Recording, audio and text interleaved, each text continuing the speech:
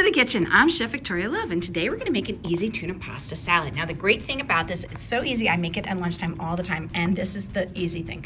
Save your pasta from the night before. So if you make a pot of pasta, reserve half of it to make this the next day for lunch. I'm using penne this time, but elbow macaroni works wonders too, and so does rotini.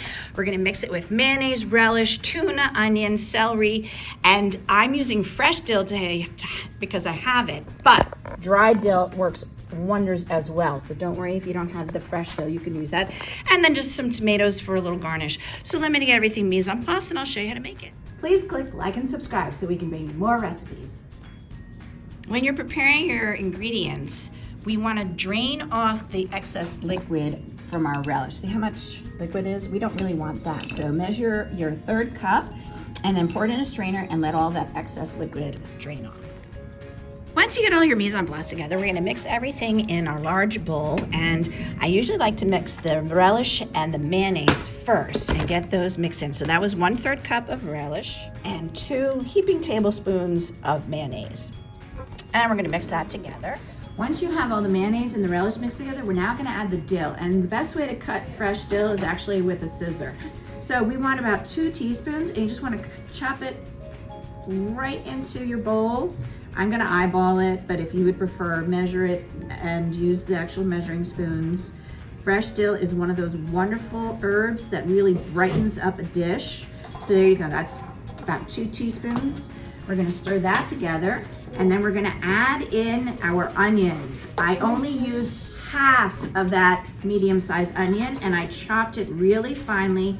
You don't wanna have a lot of onion in there. We just want a bit to add flavor to it. And then now we're gonna add in our finely diced celery. 2 large stalks. Again, mix it all together. And then we're gonna add in our tuna. Just use a fork, get it out of the can. I already drained it. My husband prefers albacore. I don't mind. A chunk like tuna is fine for me. And just make sure it's drained. And we're gonna mix that in. See how easy this is? Very, very fast. This is why I make it for lunch all the time. And then our leftover spaghetti pasta, add that in. There we go, stir it up. And the important thing about this is that you're gonna have to let it rest in the refrigerator for a minimum of 1 hour before serving so that all the flavors can mix together.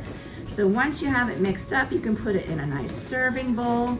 And then when you serve it, you can garnish it with some tomato wedges or tomato slices. So I'm gonna get this in our serving bowl, and then I will put it in the refrigerator and let it sit for 1 hour. See how beautiful that looks? This has been sitting in the refrigerator for an hour, and just before serving, I'm gonna sprinkle on the 1/4 teaspoon of kosher salt. Just sprinkle it in and give it a little stir just before serving. I just want to plate it and give yourself a nice sized portion. This is probably enough for 3 lunches, or you could share it with somebody. It does keep well in the refrigerator, up to 3 days maximum. And then just, a couple wedges of tomato around it, and we have a beautiful lunch, a little color there, and then of course some baby carrots. There we go. And a nice sprig of our dill right on top.